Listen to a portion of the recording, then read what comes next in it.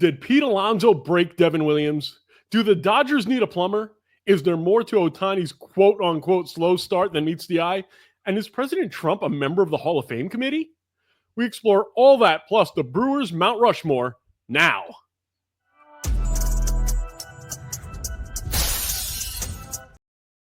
What is going on, everybody? James the Greek here with Mr. David Ardsma. We got a lot to talk about, so let's bring in Ards. What's going on, buddy?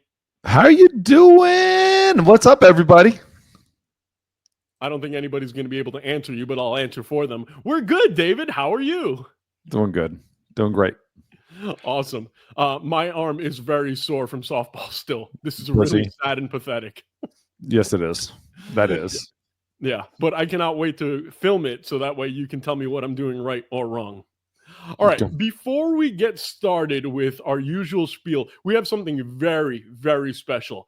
You may know him from our sister channel, but now the man known as Clippy Jones that you ask all your NBA questions to has an MLB question, so it's Ask Clippy Ardsma. We're going to bring in Clippy Jones. What's up, Clippy? What's up, guys? How you doing? Doing good. I got a question for you, Dave. So I was thinking about this the other day, right? So you played for multiple MLB teams, correct? And you had children when you were like in your mid-20s. So what was that like when you were traveling, when you were going from team to team? I know you played for the Dodgers. I know you played for the Yankees. I know you played for the Mets, Mariners. Did you take your family with you? Were you traveling a lot, or did you just have a home base and you personally were traveling a lot? All right, so full disclosure here. Clippy asked this off air. I started answering. I was like, no, let's stop. Let's bring this on air. So it's pretty cool to actually do this. First time having Clippy on to ask a question. This is fun, dude. But this is cool because other people are thinking this all the time. So the thing that separates baseball from all the other sports is spring training. Spring training is a completely different beast, and the way teams are organized are different than the other three major sports and every other sport, basically. So we have a spring training base in Florida and Arizona, and all the other teams minus the Rays, Marlins, and Diamondbacks are told somewhere completely else. So and baseball players aren't from those places, right? So it's not like you live in New York City, get drafted by the Yankees. That's not normal. I know there's a couple guys that do that, but that's not normal. Plus, they've usually been on other teams between them and the Yankees. So when you're in these cities and the winter comes, you don't want to be in winter up there, and then you have spring training for 2 months out of the year down in your down in Florida or down in Arizona. The weather's perfect. All your other teammates are already down there living somewhere down there. In the minor leagues, a lot of people forget that in the minor leagues, when you get drafted, it's not like you just have spring training. You've got fall camps, winter camps, pre-spring training camps. So you're spending all this time at the complex. Like you're spending probably another month, and then you have a 2-month spring training at the complex down at your respected team. It makes no sense to go back home and live. Usually guys that do that one just because they've got a girlfriend back home and they don't want to move, or they don't have the money to buy a place down or rent a place wherever the spring training is, so they're still living at home. But generally all those guys move immediately, live down in spring training because it's just so convenient. You're already down there most of the time, and then you go rent places wherever you're at. So as me, as a veteran guy, when you have the kids, your home base is wherever you want to be. So Arizona, I was with the Cubs, I was with the Giants, White Sox down when they were down in Tucson, but still kind of here, and I'd travel down there. And they got traded to the Red Sox, and I come right back for the Mariners for 3 years. So they've their home base there, home base here. They go to school here and all that stuff, and then they come up for spring break or to see me in spring training, and then summer break they come out to see me, or maybe we get a weekend here and there. Outside of that, you don't see them for a little bit.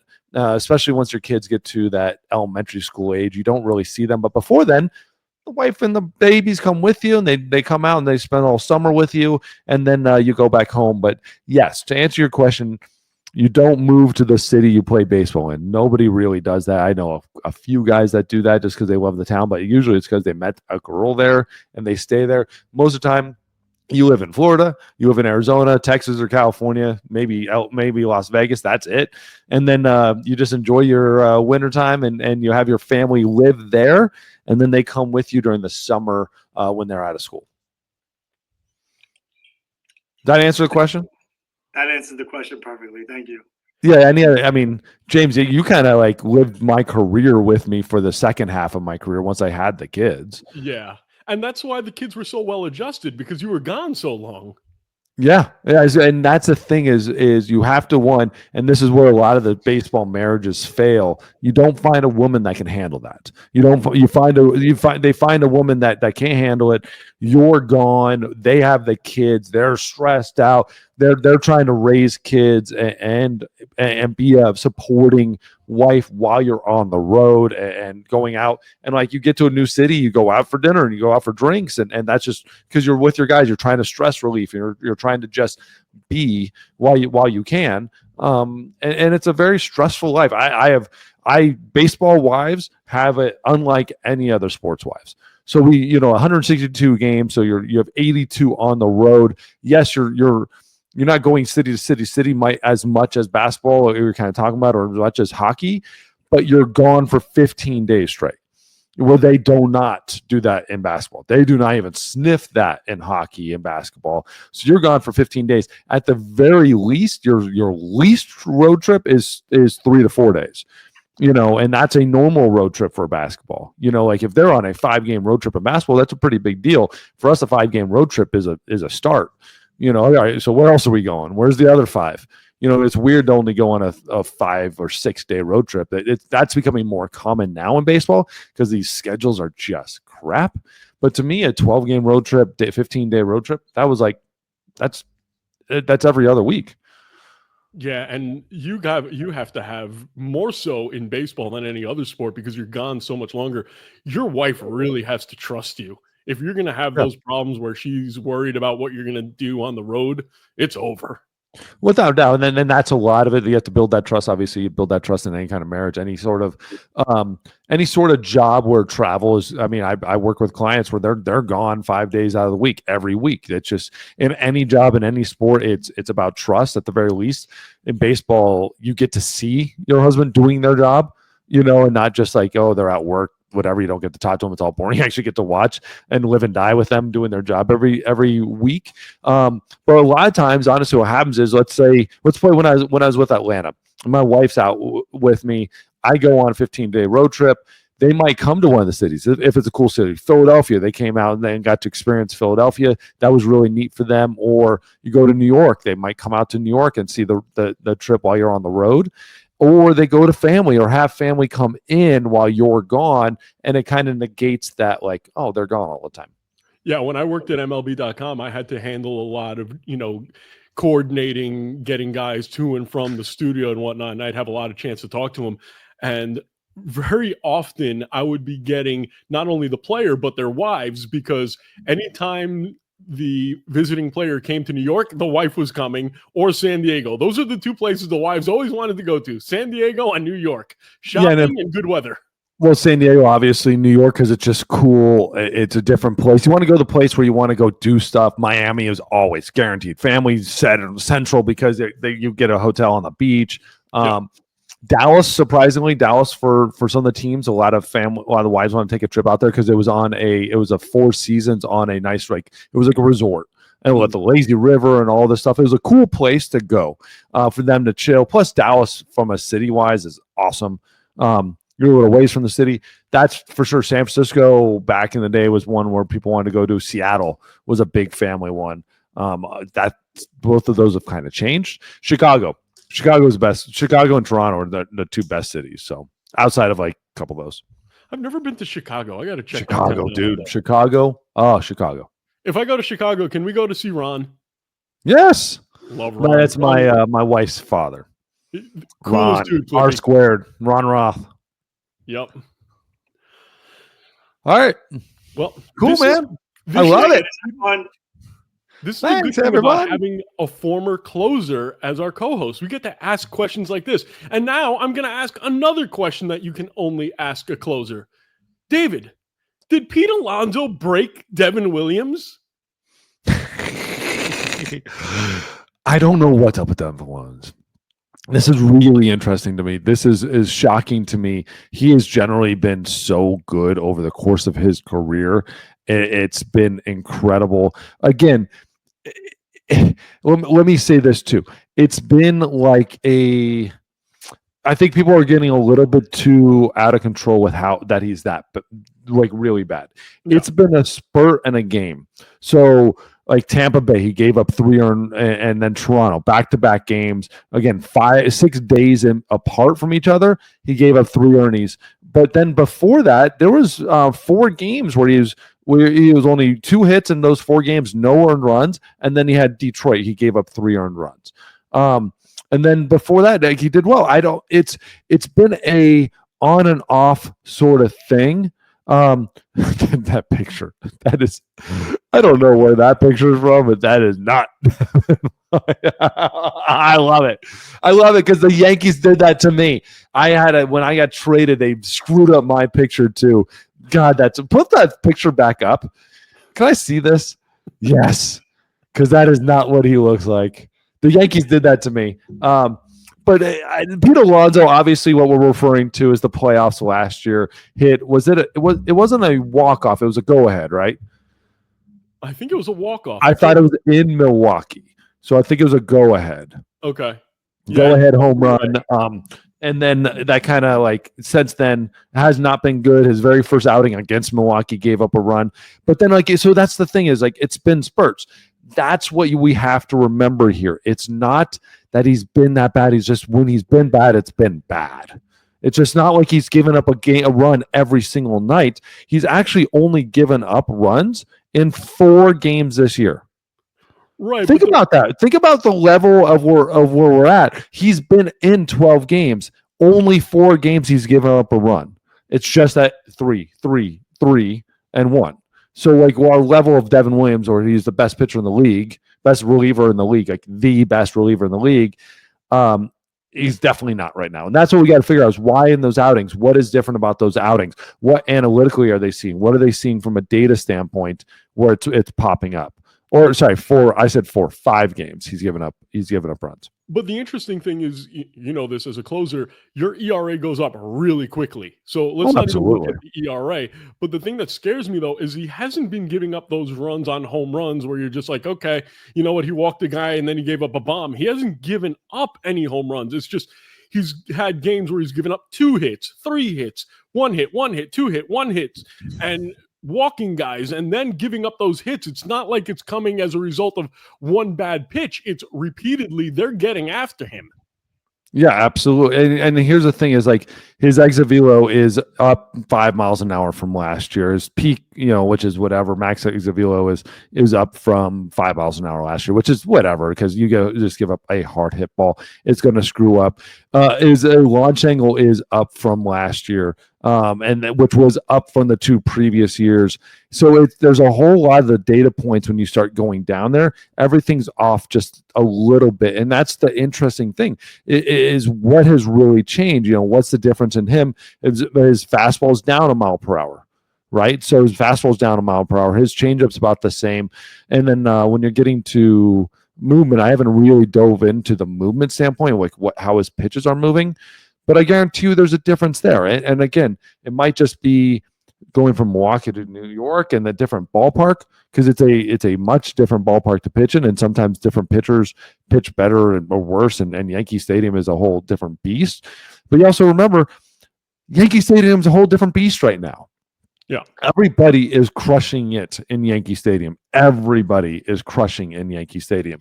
So it might not necessarily be just a Devin Williams thing, but it might be a Yankee Stadium thing, and his pitching just isn't matching, or there's a bigger problem. I just find it interesting because it's not like he's given up 1 run and 1 run and 1 run. It's 3. I still think Pete broke him. That's just my personal opinion as a Met fan, but I hit the mute. Good job out of you, by the way. That's awesome. I did think of one possibility. Do you think that maybe this is all part of the Marcus Stroman vortex? Oh, anything that touches Marcus Stroman. Don't hang out with him. Think about it. Stroman was not around during the playoffs last year for the Yankees, and Jazz Chisholm did very well. Is Jazz Chisholm doing well now? No. Nope. And they're boys. Stroman's around. Last year, Devin Williams was fine. He was on the Brewers. Now he's around Marcus Stroman, downhill. I don't know. I'm just saying there might be something to it. It could be something to it without a doubt.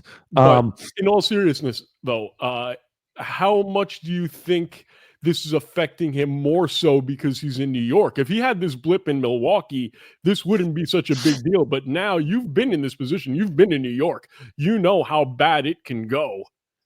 Yeah, yes, it can go bad, and especially as a reliever, because you're going to always, no matter what, the rest of the year, it's on his back.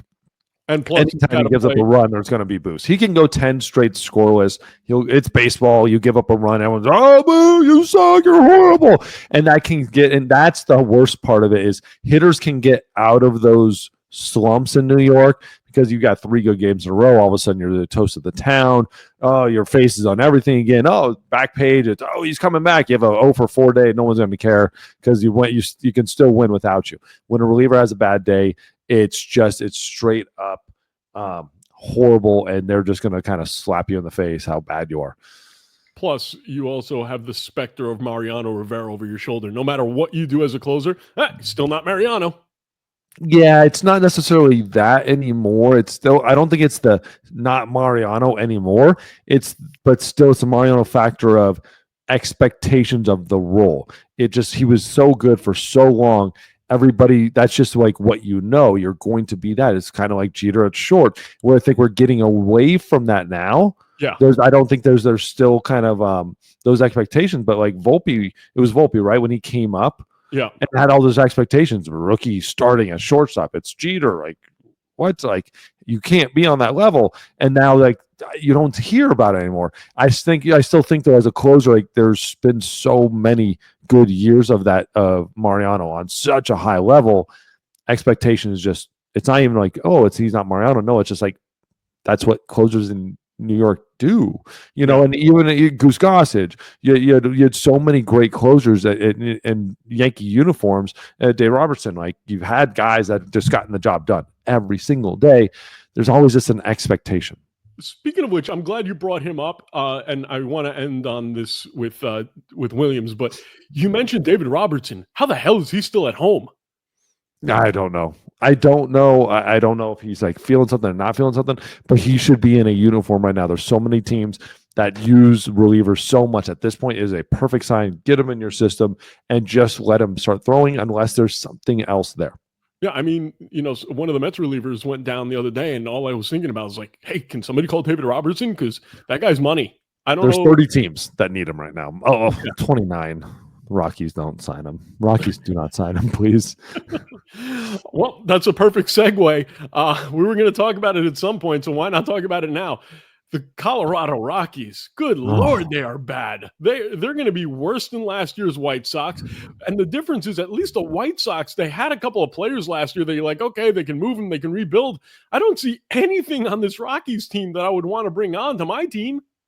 No, I don't. Do not go down that road, because there are guys. There are a lot of guys. Actually, there's several guys without a doubt. Jordan Beck, you want him on your team right now. They've got a lot. Here's the thing about the Rockies, and this is the Bretton Doyle. Bretton Doyle might be one of the best center fielders in baseball. Like, he's young. We'd like to have Ezekiel Tovar. What? And Tovar. Yes, yes. And so that's the thing about it. And so to me, what do you do about this? The ships crash. Any contract that's worth anything, you get rid of it.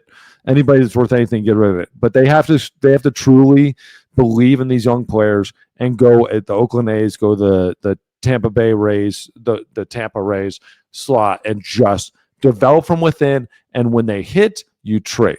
And then you bring in more prospects.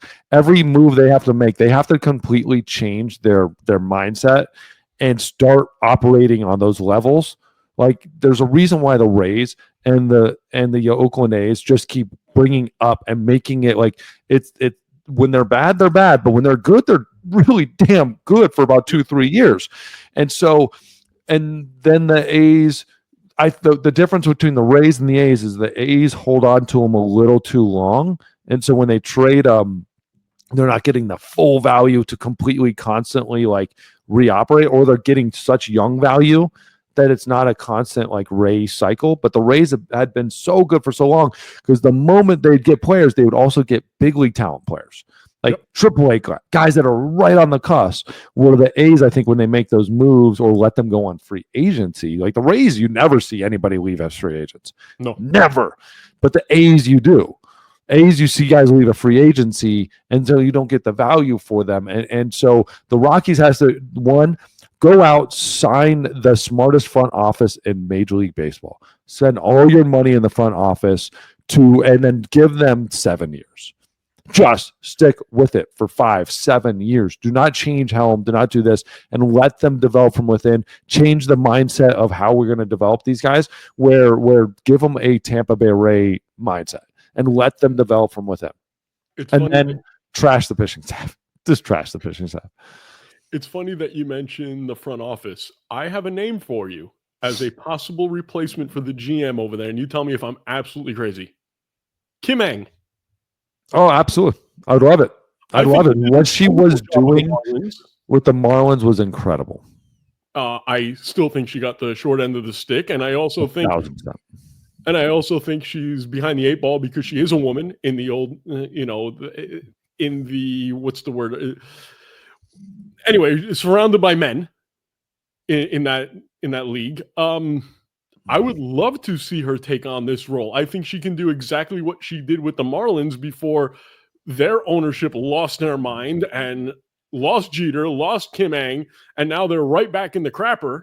They started building. They went to the playoffs under Kim Ng. I think that would be a great person to bring in. If you can get Andrew Friedman over there, obviously you can't because he's got another job.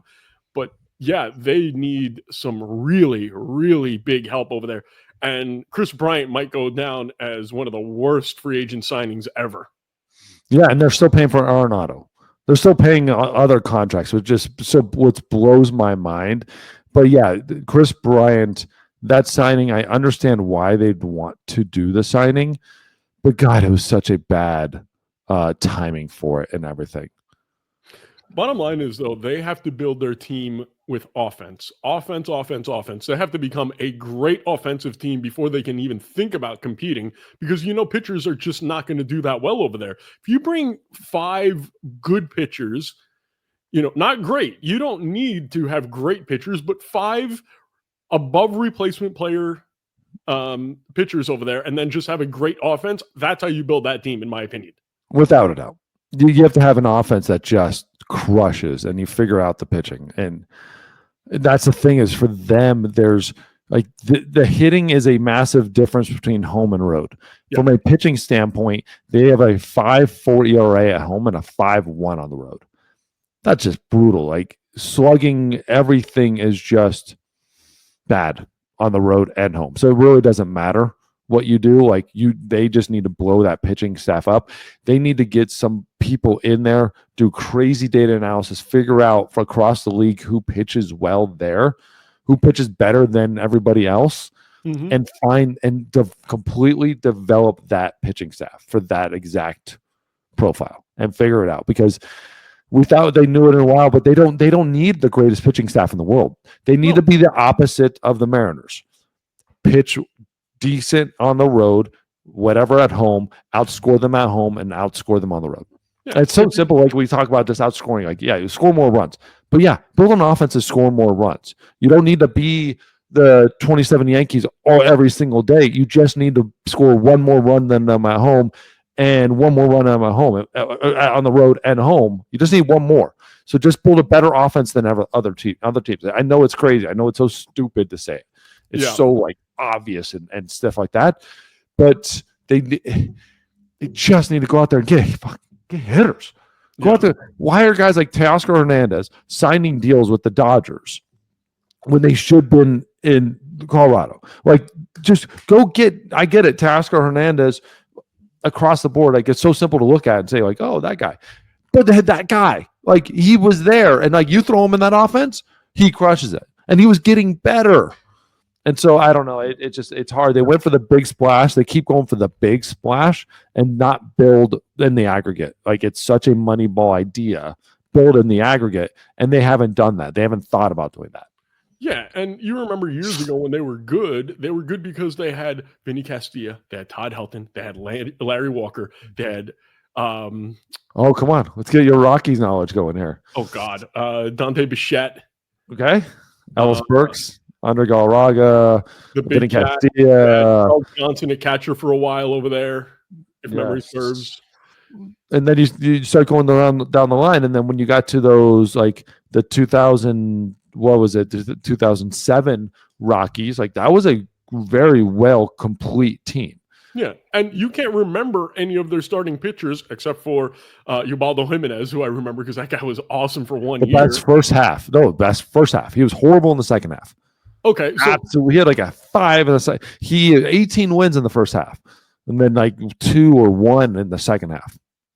Still got 20, but regardless, they have always been, just because of the elevation in Colorado, they've always been a team that needs to have great hitting. You're not going to win with pitching. I dare anybody to come back at me and say, well, this pitcher was dominant. I mean, hell, Mike Hampton wasn't dominant.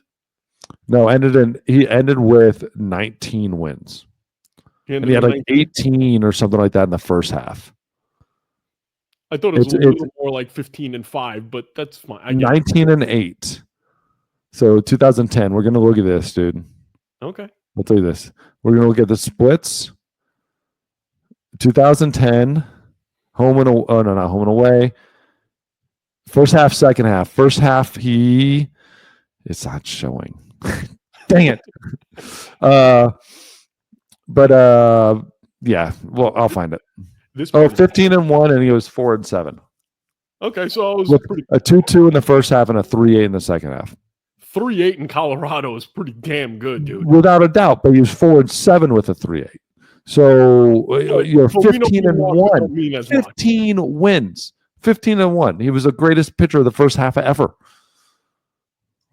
Yeah, except for maybe Denny McLain. All right. Yeah, just a lot of problems going on in Colorado. Let's move further west to my West Coast favorite team, my favorite West Coast NL team, the Los Angeles Dodgers, even though they beat my Mets. But you know me, I love Shohei Ohtani. But before we go to Shohei, let's talk a little bit about Roki Sasaki. Do the Dodgers need a plumber? Because Roki Sasaki asked for something specific when he was signing with the Dodgers, and I am all on board for this. Roki Sasaki wanted Japanese-style toilets. David, have you ever heard of a player in negotiations asking for plumbing?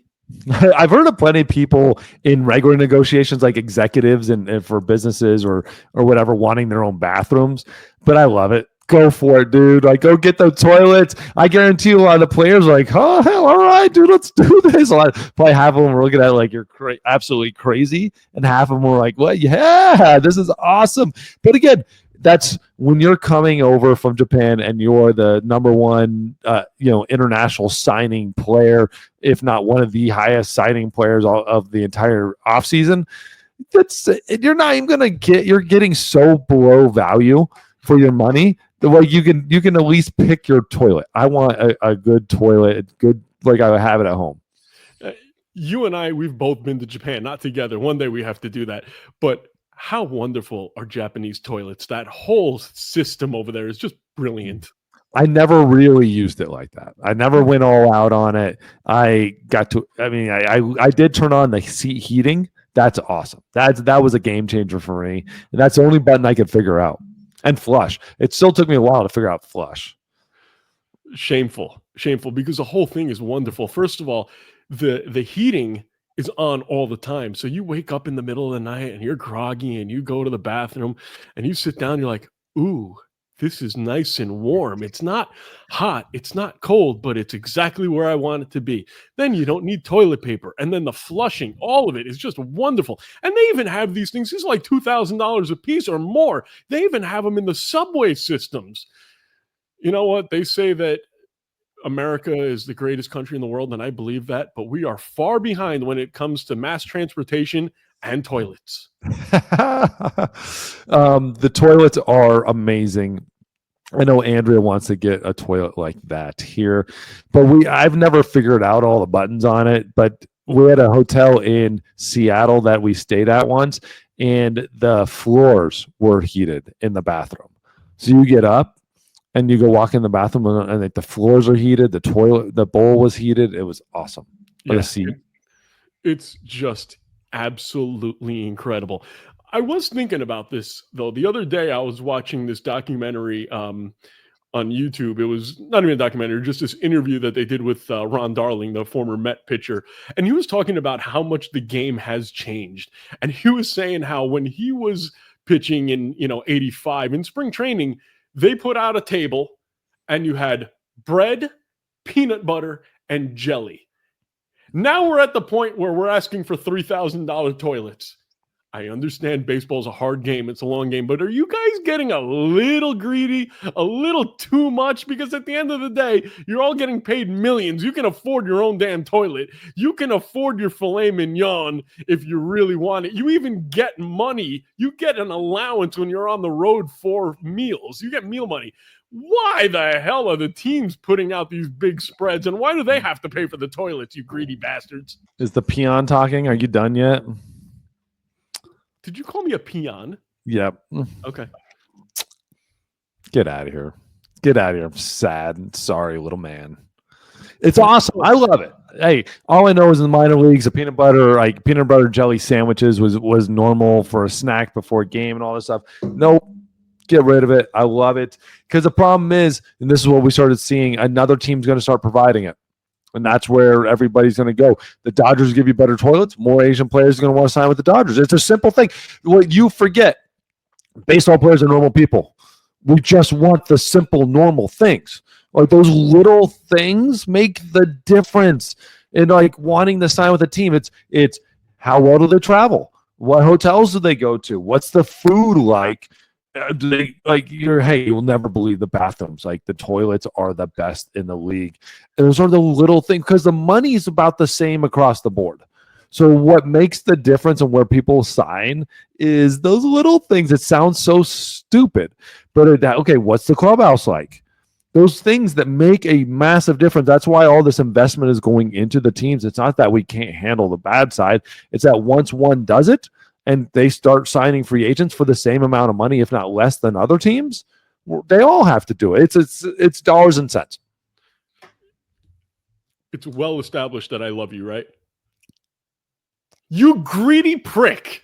Get over That's all I have to say. You want everything. The millions of dollars isn't enough. Now you have to have. It's not because everybody offers the millions of dollars.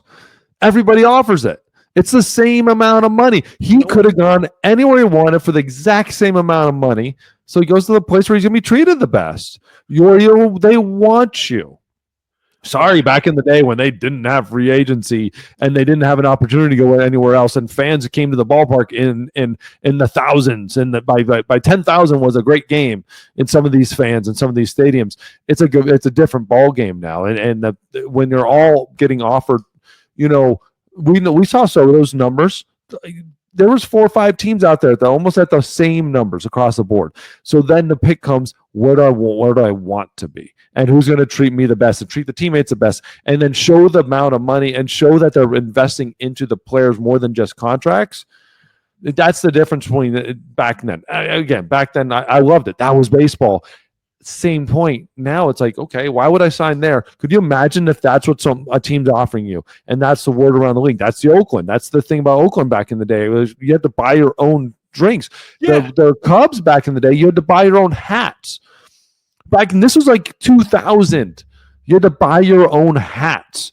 But then if you go to another team, they're offering the same amount of hey, by the way, the Cubs make you buy your own jerseys and your own hats and anything you want to go home with, we'll just give it to you. You'll have it. Your family will be happier. Your wife will be happier. Your kids will enjoy. He goes, you know what? Instead of having a no kid policy, we want your kids on the field after the games. We want them there with the mascot, having fun and being a family environment. Because when I was with the Red Sox, the best thing Terry Francona ever said is, if you have a problem at home, you tell us about it so we can help you handle it. Because if you're happy at home, you're happy at the field. And if you're happy at the field, you're playing good baseball. He goes, this is a family. He goes, if you have a problem at home, and you're bringing it to the ballpark, you're not hitting, you're not pitching the same, you're not the same ball player. It might not show up in that day, but it's going to show up. He goes, we create happy families here. This is a family, and that's why Terry Francona wins everywhere he goes, because then he gets the front office on board, he gets the players on board. Everyone goes, this is a family. And then you tell them something a little bit, and they're like, dude, we got you. We're going to help you out. Then, okay, then I can come to you with bigger problems. And actually, so, okay, I can relax here. This is a family here, and then I can help. They'll help me solve my family at home. Well, on the family part, I understand, because the family thing has screwed the Yankees twice already that I can remember. Griffey and Soto. That's all I have to say. Treat them like family. And also Cliff Lee. Cliff Lee's wife was getting spit on during the playoffs. So when the Yankees offered him more money than another team, he said, screw you guys. It happens all the time. You don't understand. Treat the family well. Because when we go to St. Louis, like I get it, St. Louis right now isn't like the hotbed of like where everybody free agents going, but it was very close. And if you go to St. Louis, they treat you really well. Then you go to New York, and they treated your wife like crap and booed her or dropped a beer on her on purpose. Screw you, dude. I am never signing with you ever. Because you go, oh, it's just baseball. Oh, that's how we fan. We're so much tougher in New York. No, you're just an asshole. No, if somebody did that to your family, why would I would flip you off. I would walk in that room and flip you off in the face and say, this is how you treat visiting players' families. I will never now. I'm going to shove it up your ass every time I see you. And make sure you know it. Change the culture, and then you will get the players. All right, we went down. And again, make sure I'm saying this. Been in New York. I played in New York. Played for the Yankees. Played for the Mets. I get the Yankees. I wasn't like in the big leagues every year. Played against the Yankees. I've had nothing but a lot of like great experiences. But those things have been documented. They have happened, and players are very open about acknowledging that's why they didn't sign. Other players don't have those experiences and have signed and have been extremely successful. And not every fan is like that. I've had incredible experiences with Yankees fans as a Red Sox. I've had incredible experiences in Atlanta as a Met, as a Brave in New York. Like everything, I've had great experiences. A lot of times it's how you react, but there's a lot of things you don't handle. And a lot of things one asshole will ruin it and has in the past. But you're completely different than every other guy, because when you get heckled, you end up marrying the girl. Right. When I get heckled, I engage with them, and then I try to make them look like an idiot. Like Mike Timlin was the very best at it. Never saw a Yankee fan start booing another Yankee fan from a Red Sox player, like getting them going. And then they told that guy, and they ended up, I think, kicking him out. Yankee fans kicked out a Yankee fan because how he was treating a Red Sox player. It was incredible. I've never seen it. Yep. All right. While we're on the topic of family, there is a family man who has been a little slow this year, a little bit, tiny bit. Mr. Shohei Ohtani, who just brought his baby into the world with his wife, Mamiko. So we're very happy for Mr. Ohtani. But that's not the reason why I think he's been a little slow this year. And when I say he's been slow this year, let's not go crazy. He's got 7 home runs. He's hitting .287, and he's got 9 stolen bases, which I didn't think he was going to have 9 stolen bases at all this season. I thought he was going to stay away from running completely. My question to you is he starting off slow because of the added stuff that he's got to do on his off days, on the side, pitching? How much, I know I pitched the other day, and I can barely move my arm. Now, I am not a professional athlete by any stretch of the imagination, and if my third baseman, Tommy, could actually play third base well, I wouldn't have thrown 500 pitches on Sunday. But you look at Ohtani, he's got to do these bullpens now. He's bringing up, he's got to build up his strength. He's trying to get back to pitching in a month. How much is this extra work affecting him, and do you think it is? I do not believe it is. I think he is so normally used to this. I can understand the argument of why. He is. There's two things happening here for me. Not including those, yes, it might be affecting him. There's definitely a lot more work. You're now separating from last year the one thing you had to do, which is just hit. Now you're adding bullpens. You're adding a lot more long tossing, adding a lot more throwing. At the same time, he was doing those things last year, especially towards the end of the year. He was on the bullpen, throwing bullpens going into the playoffs. We were expecting him to be able to be ready and active in the World Series, maybe as a pitcher. Yeah. He started the season off a little slow, but he has entered the Trout zone, like Trout zone, where we're becoming to expect the greatest season of every time. What Aaron Judge is doing this year is incredible, because last year was one of the best seasons, as we know, in Major League Baseball history.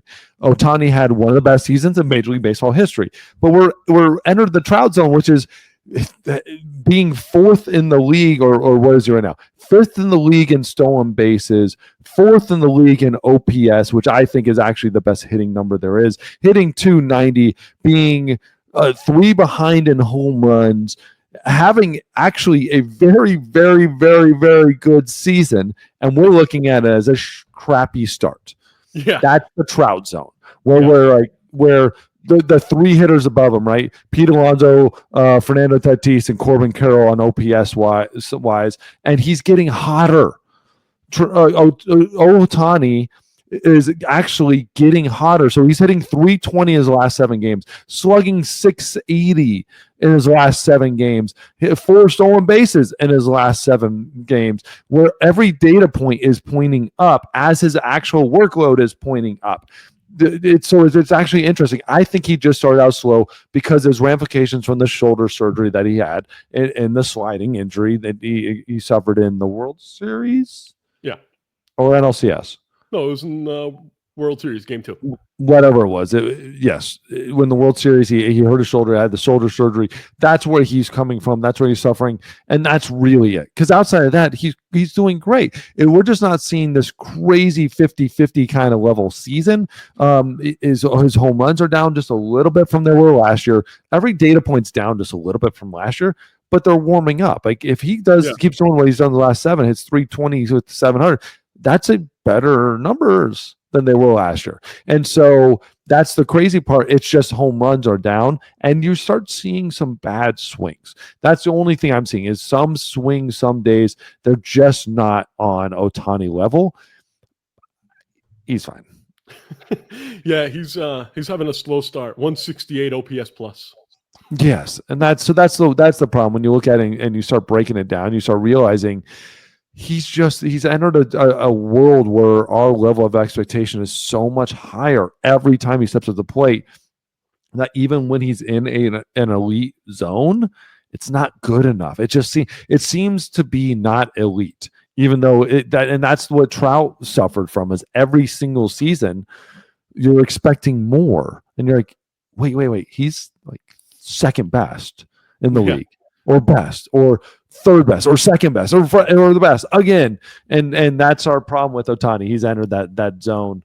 That's why Mike Trout was the greatest, because Mike Trout every year was in this short company of players, and his bad years were still like top 5 MVP. That's the problem with Ohtani. Like right now, if they had an MVP award and you actually just use the data, he's probably top 5 MVP. Yeah. God, that's so horrible. Hey, you don't have Ohtani's stats up in front of you, do you? Got it. Damn it. I wanted to play a quick game. If you I won't look.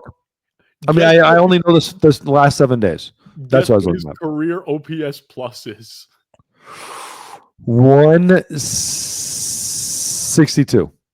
157 OPS plus, and he did have 1 year 57% better than an average player. Yeah, last year it was 190.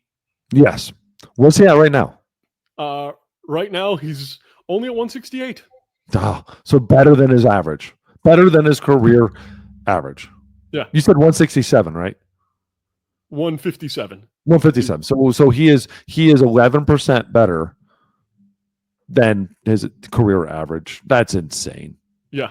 And his batting average is 5 points better than his career average. I mean, He's just a freak, absolute freak. There's a and reason that lineup is just insane now again. Yeah. They're going to be, at the end of the day, I get it. Other teams are maybe playing a little better baseball. You're going to see other teams playing better baseball in spurts. You're going to see spurts, but they are just going to be just consistently the best team. Like, I know they're 21-10, right? Standard. Yankees are just killing it, best record or tied with the best record in baseball. But it's insane. Yep. All right. I teased it. Let's go to it. I asked the question, is President Donald J. Trump now a member of the Hall of Fame committee? Well, maybe. Depends on your point of view. He came out a few weeks ago and he said that he was pardoning Pete Rose for all of his crimes because he, quote unquote, only bet for his team to win. And now Rob Manfred is taking it to heart and is going to decide if he's going to reinstate Pete Rose. Really, do we need to mix politics with baseball? It's the only thing they should mix is when the president throws out the opening pitch in D.C. in the first day of the season. I don't want to see President Trump thinking about Pete Rose. Last thing that dude, worry about tariffs, not Rose. I love it. I don't mind it because we had no problem with Obama talking about basketball all the time. And I like it because what it shows is that he's a fan. I want my president to be a fan of our national sport. I want him to be a fan of all the sports. I love when he goes to a baseball game. I love seeing him go to a UFC fight or NFL or go to college football games and basketball tournament.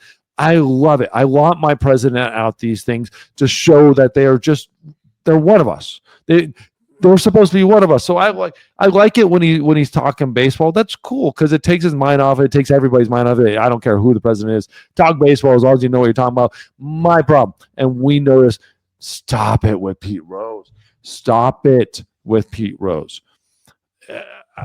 I don't understand why we keep going back to this. Just let it be. The dude made his decisions. The dude had to live life with it and kept lying to us 24/7. The Hall of Fame has one rule, and he broke the one rule consistently. He didn't just break it once. He kept lying about it and kept lying about it and kept lying about it. They made when they had all the information early on, all the information that they had, they made the decision. Then they got more information, and they found out he was lying about more stuff. And then again they revisited it and found out that he was lying about more stuff. And then he passes away, and then all of a sudden something changes. Like, stop. Sorry, on the field, you were one of the greatest players of all time. Off the field, you were one of the first.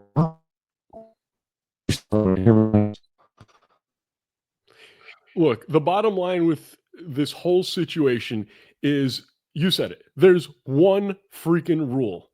And now that you have gambling, sports gambling allowed in the United States, or in most places in the United States. Is it the whole country or parts of the country? I'm not so sure. With what? I know it's legal. Gambling, sports gambling. Is it legal throughout the country? No, there's places that it's still not. Okay. Well, most of the country now allows legal gambling. Okay. Who's to say that if you pardon Pete Rose right now and you say, oh, Pete Rose only bet on his team, so it's okay, we're going to let him in the Hall of Fame. Who's to say that next week Aaron Judge doesn't place a bet on the Yankees to win and say, well, if Pete Rose can do it, even though it's against the rules, and you let him in the Hall of Fame, why can't I? And then what are you going to tell him? 38 states allow online sports betting. All right, so in those 38 states, regardless. Oh, no, 38 states allow sports betting. 30 allow online. And so, yes, obviously more than half. It opens a door. It opens a door that goes all the way that never ends. And it is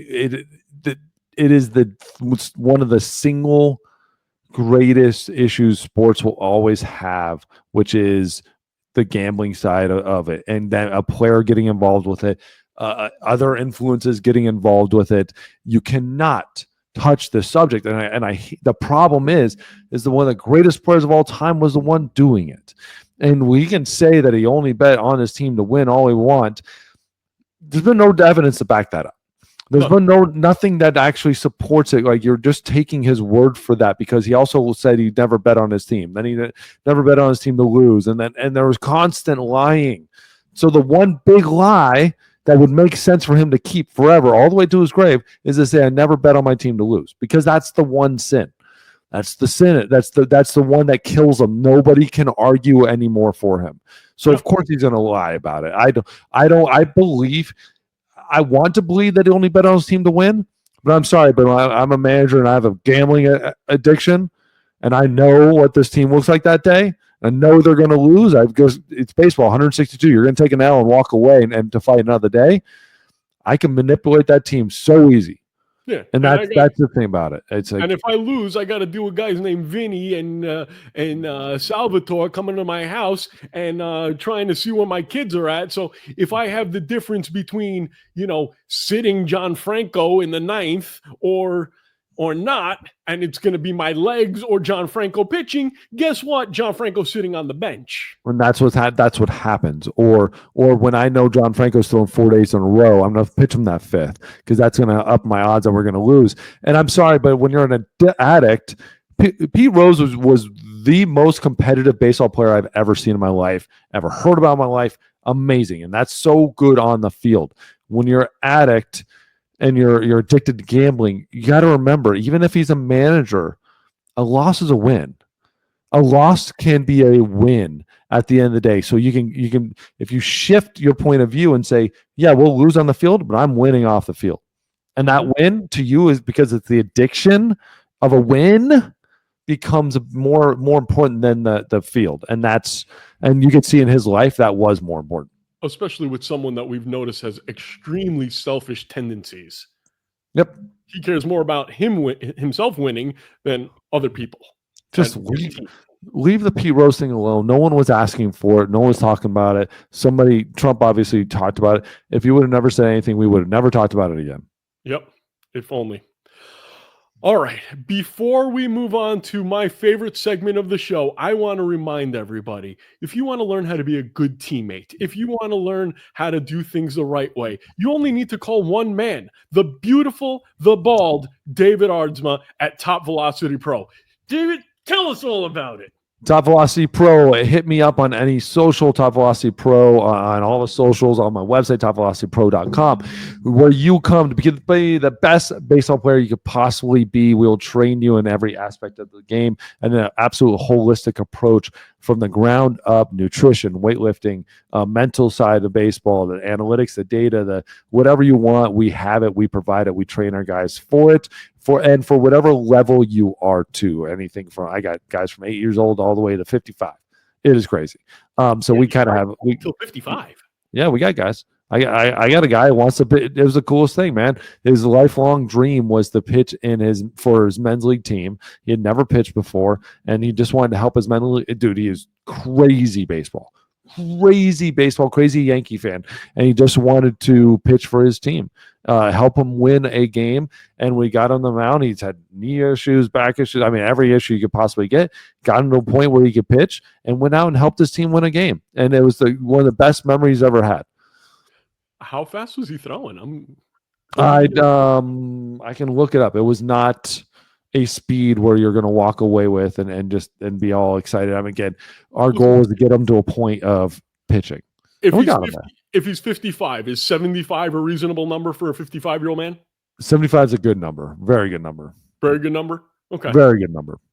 All right. If you're throwing 75 and then we can give you a little wrinkle, you're going to win a lot of baseball games.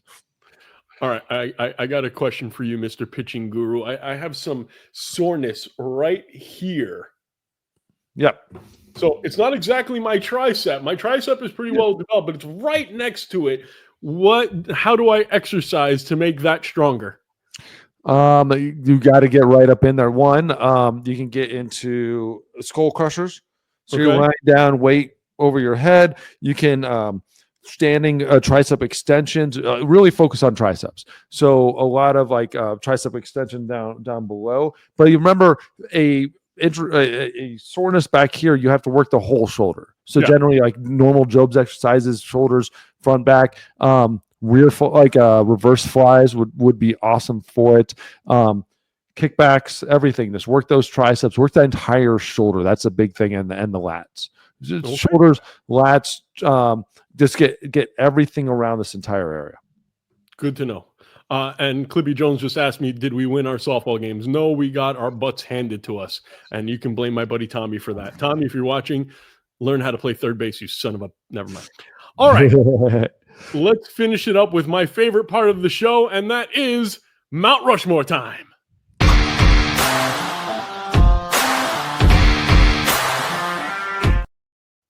All right, today we're talking about the Milwaukee Brewers. So, Mr. David Aardsma, let's get your list out. Who is your number one guy? My number one guy, I think this is a pretty easy pick for number one greatest Milwaukee Brewer of all time. They've had a couple great ones, but this one is the dude, Robin Yount. Robin Yount, the man, the myth, the legend, a great Milwaukee Brewer. And you look at him, and he looks like he belongs in Milwaukee. He looks like he should be working on the line in a beer factory, hanging out with Laverne and Shirley. He is Milwaukee. Absolutely is Milwaukee. Hall of Famer, 2-time MVP winner, 3-time All-Star. That's the number that kind of surprised me. Only a 3-time All-Star, a Gold Glover, 3-time Silver Slugger. You think 3-time Silver Slugger, and you think a lot of these guys are All-Stars. You think they're going to be they're 10-time All-Stars. Yeah, you're a Hall of Famer, dude. That's totally normal. Played 2,856 games with Milwaukee his whole career. He batted. It's so funny. Get this. Played 2,856 games, batted .285. So pretty cool. 251 home runs, 1,400 RBIs, 583 doubles, 271 stolen bases. Just a all-around stud. And what's cool is he won his MVP in 82 and 89. It wasn't like 82 and 84. It was separated. He played great baseball. Just an absolute stud. Number 19 is retired. Yeah, very interesting, though. You don't see or hear Robin Yount that much. I don't know. He's kind of a little bit of a recluse. Yeah, a little tired, a little quiet, little stuff like that. I remember seeing him a while ago. His son was playing baseball, and so it kind of making the rounds, and so you'd see him around down here in Arizona. And so that was pretty cool. I remember he was pretty close with Kevin Kennedy. And we tried to get him on, and Robin really does not like doing interviews. And he finally acquiesced, but it was one of those things where I was told, get rid of the number afterwards. Don't share it with anybody. You never know. There could be another kid like Shedeur Sanders pranker, calling his number. But it's so funny. Everybody talk about Shedeur Sanders. Other players got pranked more. There was a guy that got pranked 5 times. Let's not talk about that. We're going to go down a rabbit hole. I'm sorry I even brought it up, but yeah. Robin Yount just doesn't like to talk, but from what I understand, very, very nice man. All right, let's move on to number 2. And this is the first Milwaukee Brewer that I remember watching play and saying, wow, this guy was good. Paul Molitor.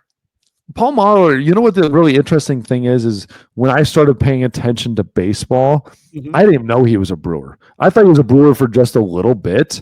And then I'm talking about when I was younger, in the early 90s, I always associated with Toronto and Minnesota because those teams that he was on, the World Series team in '93 and Minnesota were some very good teams. And so I always thought he was that guy. And again, he was University of Minnesota guy. So I thought he was from Minnesota. And I thought he played for Milwaukee a little bit, but he came up with Minnesota and went maybe, whatever, got traded. But dude, I never even realized early on how much of a career he was there. And then I obviously learned about it. But absolute stud, 1,800 games for Milwaukee, 303, teammate of Yount. So that was just imagine those 2 Hall of Famers right in the middle of that lineup. 160 home runs, 2 Silver Sluggers, led the league in runs for 3 times, 5-time All-Star. I don't know. I know he obviously had Silver Sluggers. I'm not sure if those were with the Brewers. Oh, 2 Silver Sluggers with the Brewers. Yeah, stud. Just absolute stud. Quiet. Another guy that was just quiet and just went about his business. And he had if memory serves, he had multiple 30-plus game hitting streaks. I can imagine that. Yeah. The dude was just a hitter. I mean, there's years where he had 3 in the 330s, 340, 340. I mean, dude, he was 39 years old and hit 340. Yeah, that's Tony Gwynn stuff right there. Yeah, and he wasn't. It's not like he was dropping 25 home runs. He had 9 home runs, 10 home runs. So it's like, he wasn't out there just juicing up like the standard juicers or something like that. He was just hitting. A legit hitter. And we don't see too many legit hitters anymore. Maybe Louis Arias. I don't know. All right. Here's one that we're going to argue about. Ryan Braun.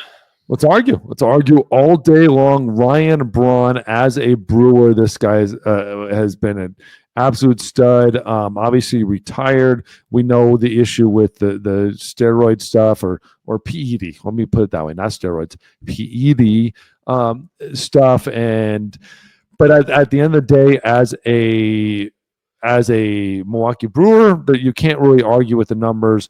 MVP, was Rookie of the Year, 5-time Silver Slugger, 6-time All-Star. What's crazy is those numbers are Paul Molitor.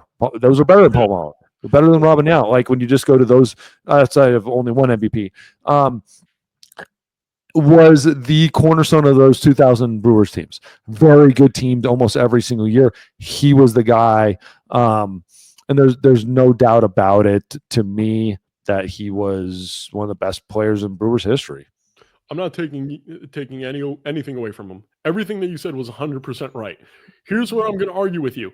You have told me that you will not put someone in the Hall of Fame if they got popped for steroids and suspended. I can't put him in the Mount Rushmore of a team if he did the same thing. If he's not good enough for the Hall of Fame, he doesn't belong in the Mount Rushmore of a team. And I know this is unofficial versus official, this is voting versus non-voting, but there's just something about a player that got popped that I can't put him on my personal Mount Rushmore. That's the only thing I'm going to argue. You didn't say anything about David Ortiz. He was never suspended though. And I didn't say anything about Bonds. But Ryan Braun was suspended by the league. Was suspended. Absolutely. I have no argument there. I will say this. I completely agree with you as a Hall of Fame standpoint. You know exactly where I stand. I think everyone knows where I stand. As a impactful player for the team, I can't get around it. I had problems when you look at it, but at the end of the day, he had more impact for the Brewers than almost anybody else in the history, and it sucks how it happened at the end, especially at the end of the day. He was. I always say that. I've been catching myself. I say at the end of the day a lot, but at the end of the day, he's one of the best Brewers of all time. I can't argue it. Finally, a guy that I know very little about, so I'm glad that you brought him up. Maybe you can give me a little bit of an education. Hanging with Mr. Cecil Cooper. Cecil Cooper. This is a player I was not well aware of either. Played from 77 to 87 as a Brewer. 11 seasons. Right? Hit 303, 470 slug, 201 home runs, 944 RBIs, 245 doubles. He led the major leagues in RBIs in 80 and 83. Led in doubles in 79 and 81. Crushed over 20 home runs 5 times. When you're starting to look at these numbers, like it's pretty dang impressive. 3 Silver Slugger awards, back-to-back Gold Gloves. The list of players for the Brewers gets thin pretty quick. Yeah, there's not a lot of guys for the Brewers, but let's take a look at the guy that you said is next one up. Next one up is actually also going to be the guy who is on the team currently. This is just the reality of it. Christian Yelich. Christian Yelich, no question about it. By far the best player that is on the Brewers right now that could make it. I have no problem with that. Now, I want to argue one little thing with you.